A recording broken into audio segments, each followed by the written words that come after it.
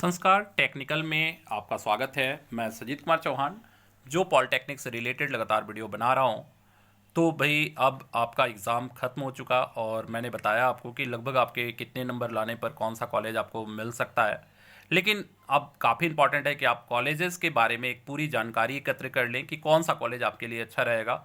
और इसके सारे डिटेल के लिए मैंने ऑलरेडी अपने यूट्यूब चैनल के प्लेलिस्ट में गवर्नमेंट के लगभग जितने भी अच्छे अच्छे कॉलेज हैं उनके सारे रिपोर्ट के लिए हॉस्टल का विजिट और कौन सा ब्रांच आपके लिए अच्छा रहेगा, ये स्टूडेंट्स का फीडबैक मैं ऑलरेडी आप लोगों के लिए अवेलेबल करा रखा हूँ।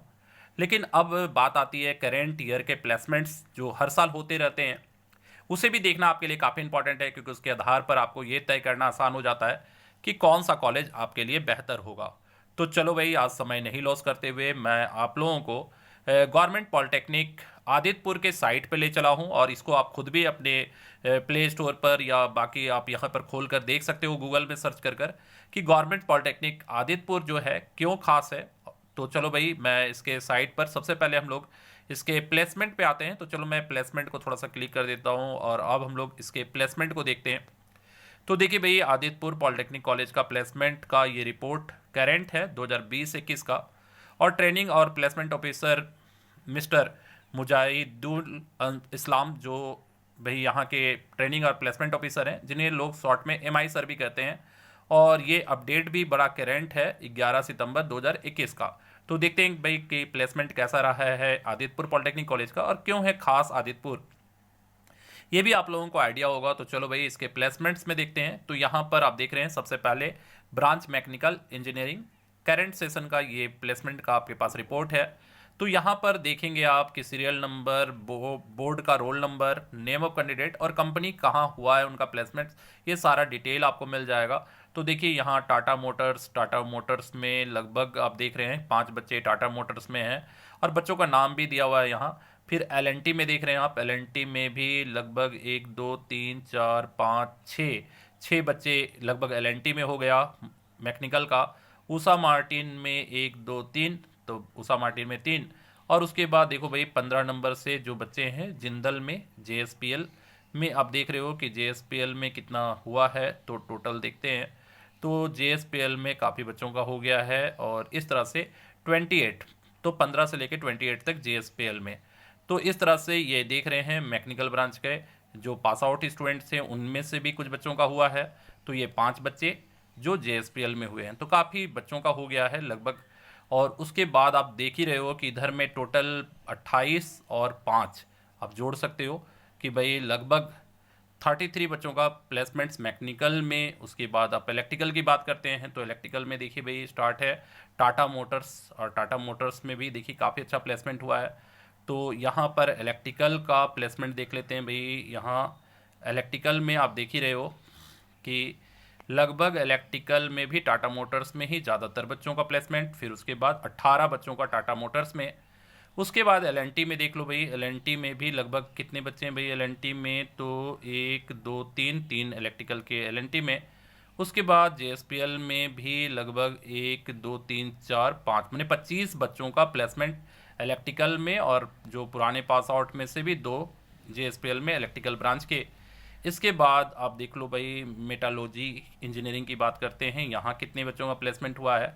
तो यहाँ पर भी आप देख रहे होंगे कि 1 2 3 4 5 6 7 8 9 10 11 12 बच्चों का गुजरात। और उसके बाद जेएसपीएल में कितने बच्चों का हुआ भाई, तो 1 2 3 4 5 6 7 8 9 10 11 लगभग 22 बच्चों का टोटल प्लेसमेंट मेटालॉजी में हो गया है।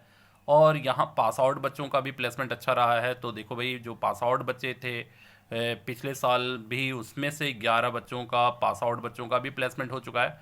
तो भाई ये काफ़ी इंपॉर्टेंट रहा है कि लगभग प्लेसमेंट अच्छा खासा हुआ है आदितपुर का। और ये आप कंप्यूटर साइंस का भी देख लीजिए, कंप्यूटर साइंस के 3 बच्चे एलएनटी में। तो ये लगभग मैंने साइट में आपको विजिट इसलिए करवा दिया ताकि किसी भी कॉलेज का डिसाइड करने से पहले आपको ये देखना चाहिए कि वहाँ का प्लेसमेंट कैसा रहा है। और चूंकि ये गवर्नमेंट कॉलेज है तो आपको किसी तरह का ये फेक प्लेसमेंट का रिपोर्ट नहीं रहेगा, क्योंकि गवर्नमेंट कॉलेजेस में ऑलरेडी काफ़ी ज़्यादा फाइट होता है। तो इस कॉलेज में मैं आपको लगभग आइडिया दे देता हूँ कि लगभग अगर आपको एडमिशन इस कॉलेज में करना हो तो आपको झारखंड पॉलिटेक्निक के एंट्रेंस एग्ज़ाम जो ऑलरेडी हो चुका है, फिर अब 2022 में होगा, उसमें कम से कम तो भाई इलेक्ट्रिकल और मैकेनिकल के लिए 300 सीएमएल रैंक की रिक्वायरमेंट होती है। मतलब कि आपको कम से कम 300 सीएमएल रैंक के अंदर आना होता है अगर आप जनरल से हैं, और अगर आप ईडब्ल्यूएस के हैं तो भी 600-700 रैंक तक आपको मिल जाएगा।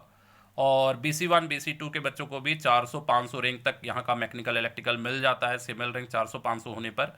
और जो बच्चे एसटी और एससी के हैं तो एससी और एसटी में थोड़ा सा और 1000 तक या 1500 तक भी मिलता है बच्चों को। तो ये मैकेनिकल इलेक्ट्रिकल की बात हो गई। मेटालॉजी जो है वो आपको 800 से 1000 रैंक तक भी मिल जाता है, और सीएस भी लगभग 1500 रैंक तक अवेलेबल हो जाएंगे आदितपुर में। और यहाँ का प्लेसमेंट पूरे झारखंड में सबसे बेस्ट कॉलेज में आता है ये। तो यहाँ का प्लेसमेंट मैंने आपको दिखाई दिया। तो चलो भाई, एक छोटा सा प्रयास था कि मैं करेंट ईयर का आपको प्लेसमेंट दिखा पाऊँ कि आदितपुर जैसे कॉलेज में क्यों खास है वो और कैसे होता है यहाँ का प्लेसमेंट। तो उम्मीद है कि ये जानकारी आपको मिल गई कि भाई यहाँ का प्लेसमेंट कैसा है। तो मैं प्रयास करता हूँ कि आंकड़ों के माध्यम से आपको मैं सही ढंग से सही कॉलेज कौन सा होगा आपके लिए। और देखो, बहुत सारे बच्चे हैं जिनका नंबर अगर कम आया हो, अगर रैंक सही नहीं आए, तो मैं कहूँगा कि भाई कोई हड़बड़ाने वाली बात नहीं है। हड़बड़ा कर कोई जैसे तैसे कॉलेज में आप अपना एडमिशन करा लो, ये काम ज़्यादा इंपॉर्टेंट नहीं है। इंपॉर्टेंट ये है कि आप जिस कॉलेज में भी लो वहाँ से आपका प्लेसमेंट हो जाए। क्योंकि देखो भाई, अगर आप केवल डिप्लोमा कर लेते हो और ऐसे ही बेरोजगार रह जाओगे तो फिर कोई बच्चा पॉलिटेक्निक करना ही नहीं चाहेगा।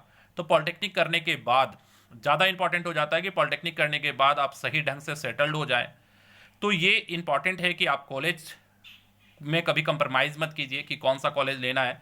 जो कॉलेज आपका आपके लिए बेहतर है, जो आप देख रहे हैं कि बहुत ही बेस्ट होगा, जहाँ प्लेसमेंट अच्छा है, तो उसके लिए भले 1 साल के बदले दूसरे साल भी तैयारी करना पड़े तो वो आपके लिए बेहतर है। लेकिन मैं कहूँगा कि कभी कंप्रोमाइज़ नहीं करना है, क्योंकि इन ब्रांचेज में लेने के बाद आप जान ही रहे हो कि टाटा जैसे कंपनियों में होना काफ़ी इंपॉर्टेंट रहता है। और ये सारी कंपनी एल&टी हो गए, टाटा हो गया, उषा मार्टिन हो गया, ये सारे ब्रांडेड कंपनी हैं, सब लोग जानते हैं।